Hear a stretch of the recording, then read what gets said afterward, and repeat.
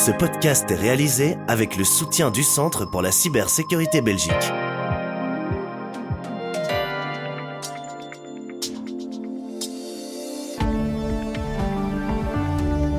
Voici Z sur 7, votre podcast quotidien. Aujourd'hui, nous sommes le 26 septembre. Et votre podcast du jour est animé par Béatrice Marlier. Madame, monsieur, bonjour. Aujourd'hui, dans votre podcast, des dizaines d'éleveurs de moutons manifestent à Namur. La fièvre catarrhale fait rage et c'est un coup dur pour les éleveurs et éleveuses qui demandent du soutien du gouvernement. Mais vont-ils le recevoir ? Adrien Dolimon, ministre-président wallon, nous en parlera. Au niveau fédéral, il y aura des financements, mais qui leur sont propres, notamment par rapport à la gestion de la vaccination.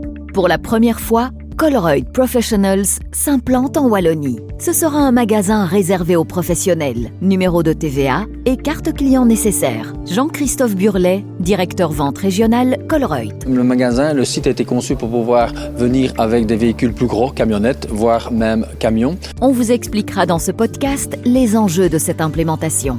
Et pour finir, le dossier à la une de Trends Tendance sort aujourd'hui et nous vous proposons un premier coup d'œil avec Xavier Atou à l'initiative de ce dossier. En tenant compte des risques immobiliers, quelles sont les communes et régions les plus rentables ? On vous explique dans un instant. Z sur 7 à la une.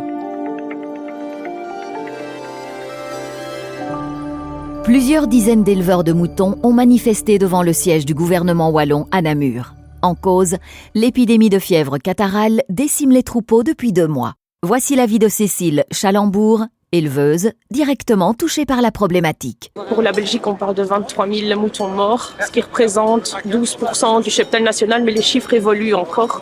Et on considère que les exploitations ont perdu 15% de leur cheptel. Mais ça, ce n'est que le dessus de l'iceberg.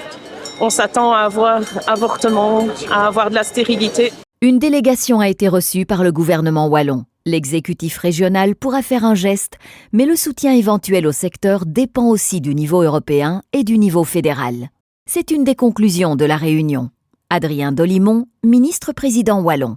Au niveau fédéral, il y aura des financements, mais qui leur sont propres, notamment par rapport à la gestion de la vaccination. Il y a toutes les questions de qui paye cette vaccination. Je pense qu'il faudra discuter, trouver des solutions concrètes et puis avoir un modus operandi par rapport à cette vaccination. Est-ce qu'elle doit être obligatoire ? Est-ce qu'elle doit être vivement encouragée ?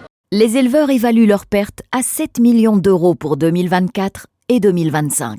Ils demandent des aides le plus rapidement possible. La région prépare quelques pistes. Anne-Catherine Dalck, ministre wallonne de l'Agriculture. Au niveau régional, on a tout ce qui est aide économique et donc il y a des indemnités qui sont possibles si accordées par l'Union européenne. Donc ça sera connu dans quelques mois si l'Europe accepte des indemnités. C'est pour ça que je réfléchis à des pistes de solutions plus rapides, des aides en trésorerie. Et ça, c'est vraiment un mécanisme que j'espère sortir dans quelques jours. Yves van der Voorde, coordinateur à la FUGEA, continue dans ses propos. On a encore réunion demain chez la ministre pour essayer de trouver des pistes d'aide à court terme, de voir comment est-ce qu'on pourrait aider les éleveurs à avoir de la trésorerie, des reports d'échéance, des choses, faciliter les reports d'échéance par exemple, ou avoir des crédits ponts. Je ne sais pas ce que la ministre est en train de négocier, peut-être avec les banques, peut-être avec des financements alternatifs. Les 1600 éleveurs ovins de Wallonie vont suivre de près l'évolution du dossier. Ils promettent de revenir si les solutions régionales, fédérales ou européennes se font trop attendre. Z sur 7 à la une. C'est une première, Colruyt Professionals s'implante en Wallonie, à Wandre, près de Liège. Le magasin s'adresse exclusivement aux clients professionnels comme les exploitants du milieu HORECA ou les propriétaires de supérettes et night shop. Jean-Christophe Burlet, directeur vente régionale, Colruyt. Le magasin, le site a été conçu pour pouvoir venir avec des véhicules plus gros, camionnettes, voire même camions. Également des allées plus larges pour pouvoir faire ses courses plus facilement. Souvent, ce sont des grosses courses. Les emballages ont été aussi sont plus appropriés à nos clients et des produits spécifiques. Le magasin de 1500 mètres carrés vend plus de 3000 références. Mais pour y faire ses courses, il faut un numéro de TVA et une carte client. Colruyt avait déjà ouvert 2 magasins pour les professionnels à Schaerbeek en 2020 et Drogenbos en 2021. Cette nouvelle implantation, à Liège, montre la volonté de Colruyt de se positionner sur un marché laissé orphelin par Makro. Stéphane Van Rompuy, rédacteur en chef Retail Detail, précise. Makro, c'était des grands magasins. Le fait que ces clients ont dû chercher d'autres fournisseurs, ça crée une opportunité. Je crois que Colruyt l'a saisi. On voit régulièrement des entrepreneurs, des petites épiceries, des night shops, tout ça, qui viennent s'approvisionner. Mais en fait, ça dérange un peu la clientèle particulière de Colruyt. Donc, en fait, si Colruyt peut inviter ses professionnels à visiter les magasins Colruyt professionnels au lieu d'un supermarché courant, ça aide aussi à améliorer le service vers la clientèle normale. À terme, le groupe veut lancer une dizaine de magasins en Belgique. Le prochain ouvrira ses portes en novembre à Jumet. Z sur 7 à la une.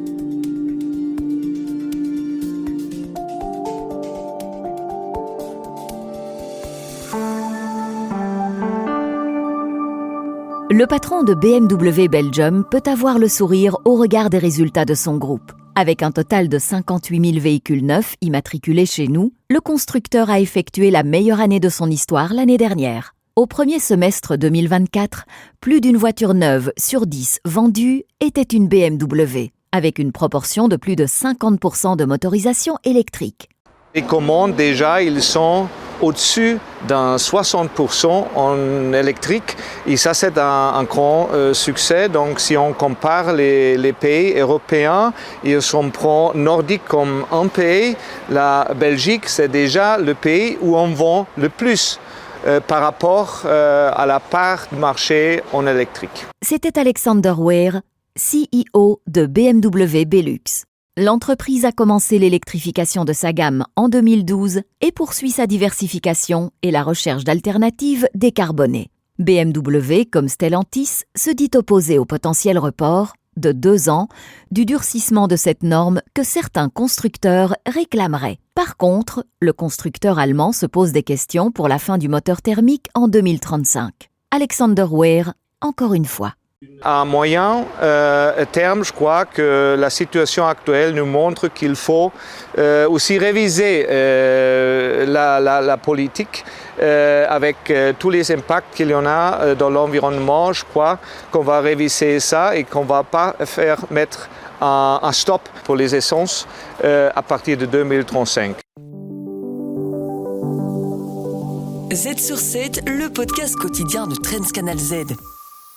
Comme dans chaque épisode, l'expert boursier du jour analyse les tendances du marché. C'est une séance calme aujourd'hui. Jean-Marc Turin de chez Degroof Petercam revient sur les chiffres publiés ces derniers jours. Je dirais un chiffre quand même cette semaine, c'est les indices PMI. Donc pour rappel, c'est des indicateurs avancés de la croissance économique. On prend le pouls auprès des directeurs d'achat d'entreprises clés, 2 grands secteurs, secteur manufacturier et les services. Et disons quand on est au-dessus de 50, c'est qu'on est en zone d'expansion, de croissance. En dessous de 50, c'est qu'on est en zone de contraction. Et donc lundi, on a eu les chiffres aux États-Unis. Quand on regarde le composite, donc la combinée des deux, on est à 54, donc clairement au-dessus des 50, avec 55 dans les services et 47 au niveau manufacturier. Donc on voit que globalement, l'économie américaine, elle est résiliente grâce aux services et malgré le fait que le secteur manufacturier, ça fait depuis juillet qu'on est en dessous des 50. Après, quand on regarde le même indice en zone euro, on est en dessous des 49, on vient de 51, donc c'est quand même un recul assez notable. On est tout juste au-dessus des 50 pour les services et on est à 45 pour la partie manufacturière. Et quand on regarde par pays, on sait l'Espagne s'en sort un peu mieux que les autres pays pour l'instant, mais l'Allemagne, c'est pas bon, ça fait en dessous de 50 pour le 3e mois consécutif. Si on regarde même sur un an, à part un petit embelli au printemps, l'Allemagne, ça fait un an qu'ils sont en dessous des 50. Et la France aussi, disons qu'il y a eu un petit effet positif au niveau du mois d'août avec les JO, mais ça s'estompe déjà. Et donc, 2 grandes conclusions, je dirais. Le premier, c'est qu'on voit bien l'économie qui est un peu coupée en deux entre les services qui résistent bien et la partie manufacturière qui souffre. Et deuxièmement, on voit quand même ce gros décalage à nouveau en fait, entre les États-Unis et l'Europe. Ce décalage entre les États-Unis et l'Europe perdure. On en a déjà beaucoup parlé dans ce podcast. Le rapport de Mario Draghi fait effet de cette différence entre Europe et les États-Unis. Cependant, cet écart peut potentiellement changer dans les prochaines années. Jean-Marc Turin. Honnêtement, c'est pas évident.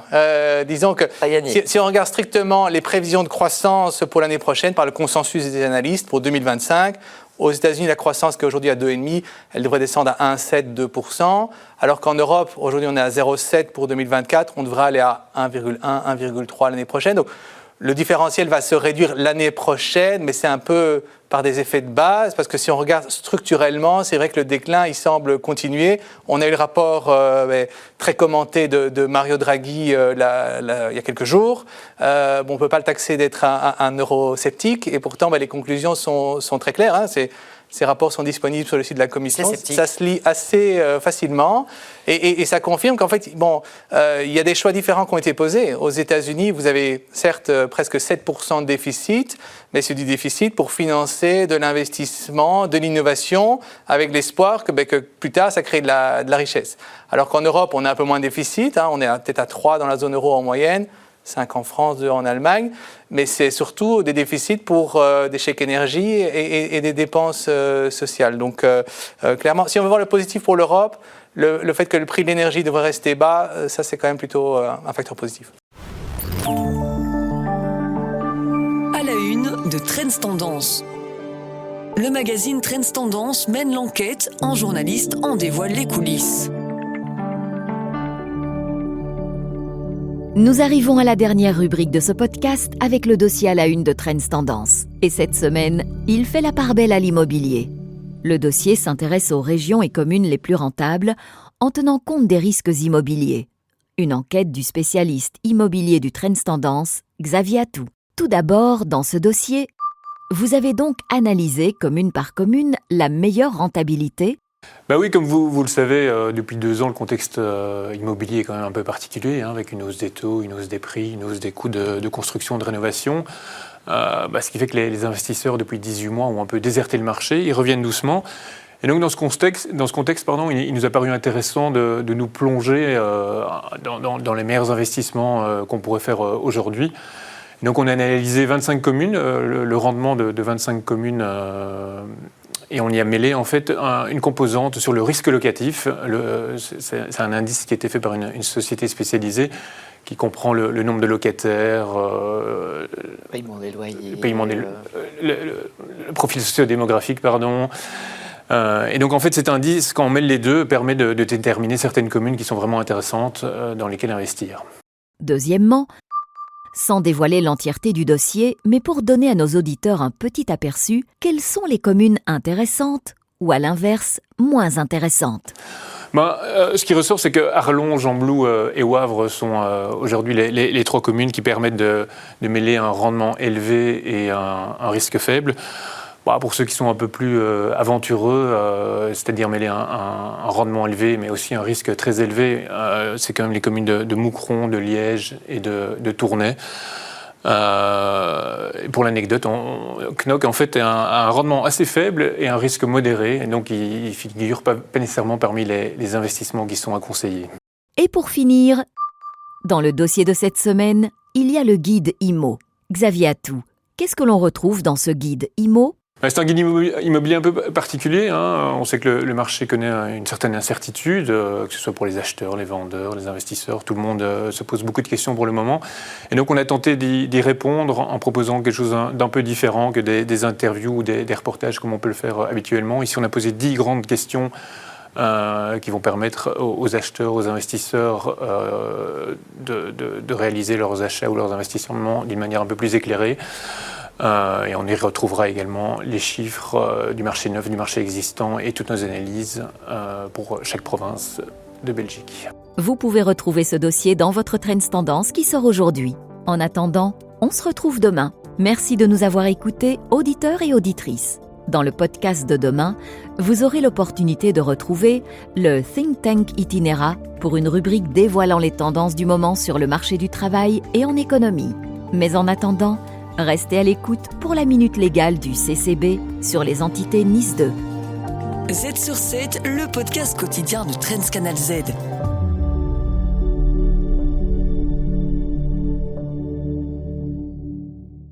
Le Centre pour la cybersécurité Belgique. Œuvrons ensemble à un avenir plus sûr dans le domaine de la cybersécurité. Bonjour, je suis Valérie du Centre pour la cybersécurité Belgique. La direction et le personnel de chaque entité NIS 2 doivent suivre des formations à la cybersécurité.